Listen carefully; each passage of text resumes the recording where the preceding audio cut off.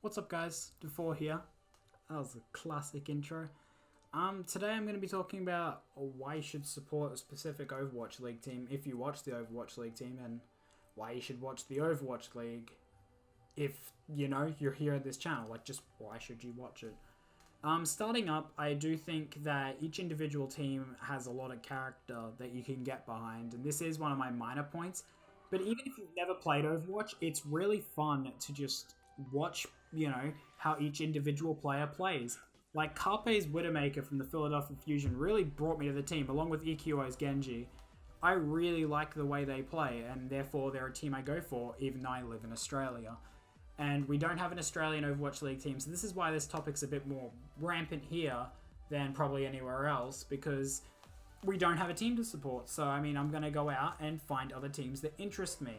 And that happens to be the Philadelphia Fusion and Seoul Dynasty. For Seoul Dynasty, I just really enjoy... I really enjoyed the Lunatic High core, and I really enjoyed just everything they did prior to the league. And even in the league for the first couple of weeks, I really enjoyed them. But I did start to turn to the Philadelphia Fusion later on. And just like any other sport, and this is another minor one, it's really fun to root for one team. Like, especially when it's near finals time. Like, when the Philadelphia Fusion made playoffs, I was like, yes. And then we made it to, like, the semis. We were all just like, are they actually going to win this? And then they beat New York. They upset New York 2-0. My God, they made it to the finals. Now, sure, they got taken out by, like, a red-hot, burning London Spitfire. But, like, dude, like, to make it to the finals, it was so cool to be in support of that team when that happened. And because the channel is actually going to a more Overwatch League focus, I can't show favoritism in the videos, but just know I'm still a very strong fan of the Philadelphia Fusion and Seoul Dynasty, and now probably the Vancouver Titans, because they're the previous Runaway core. I will be doing a video talking about all the teams, power ranked, all the teams and whatever, their backstories. That is a later plan down the line, but why you should support an individual team. Every team has something to like about it. I think that's the main thing I want to get across, is that, like, the Washington Justice, they picked up Addo from the Shanghai Dragons. Addo, I'm not putting any bets down yet, but Addo could be really, really good, even though he's from Shanghai, the worst team in sports history, not just esports, sports history, 0-40. The worst team. Addo is from that team. I reckon he could actually be really, really good. He was the only bright star on that team, in my opinion, last season. The San Francisco Shock, you could like them for their multiple DPS. The Valiant, you could like them because Custer's really cool at just shot calling, or Space is amazing at Diva. Like, that's a really good reason. Or the LA Gladiators, they picked up Decay and Raw, who are going to just tear everything up. Or the Toronto Defiant, because, like, they're one of your two Canadian teams. Like, of course, they're going to have big followings.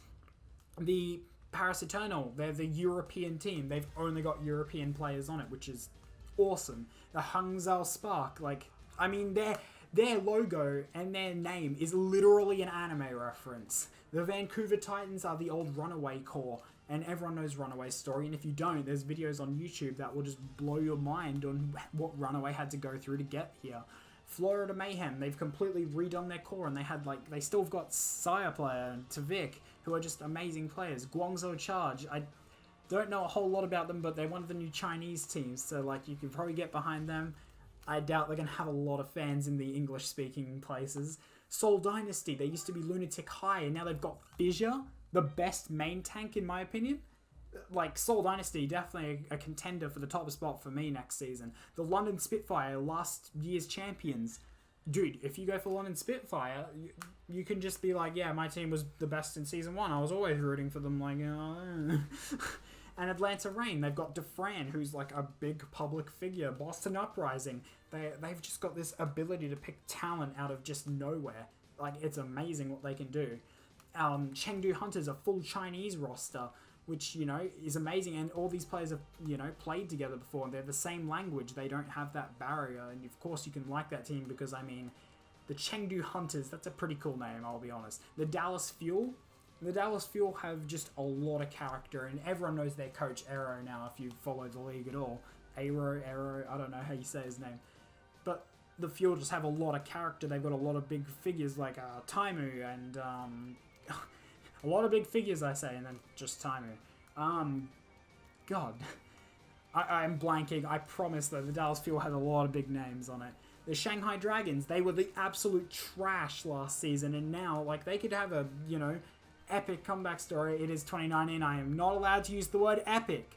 And you could have the New York Excelsior, which, like, objectively are the best team. So, like, going for them is a pretty safe bet. Or maybe you could just like the individual players on that team, like Libero's flexible play.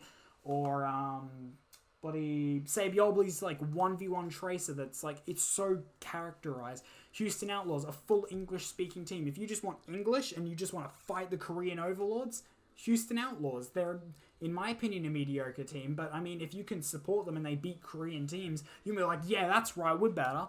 And the Philadelphia Fusion, and as its name suggests, it's pretty much a fusion of just a whole heap of different people, and they all have such a characteristic style of play that I enjoy. And then again, you know, second place overall last season is not that bad. And that's why you should root for a specific team, maybe for the reasons I just gave, or maybe when you watch the league, you develop your own connections to a team, even if you don't live in that city. Even if you live, let's say, in Washington, I think you should be just accept, like, you know, you should just be allowed to like the Dallas Fuel as your favorite team.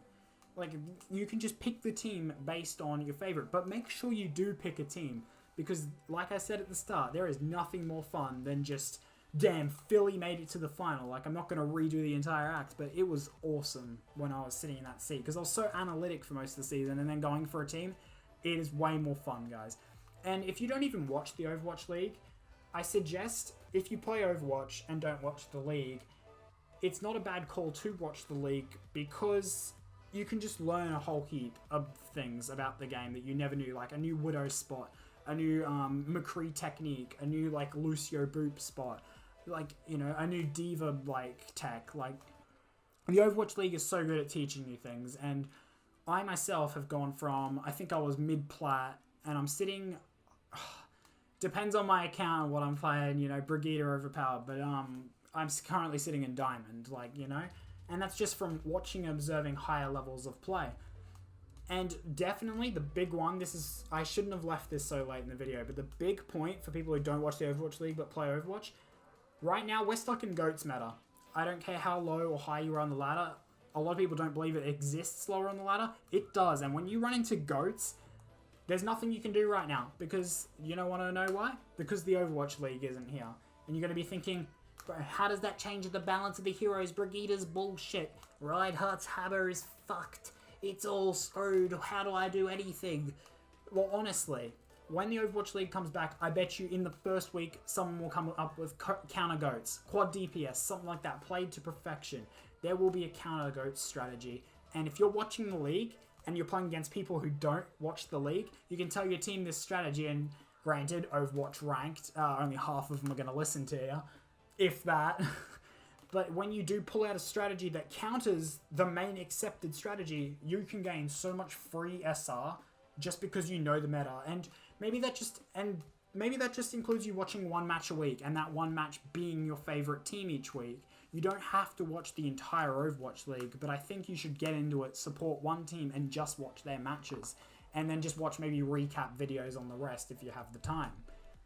Wow, I've been blurbing on for nearly 9 minutes.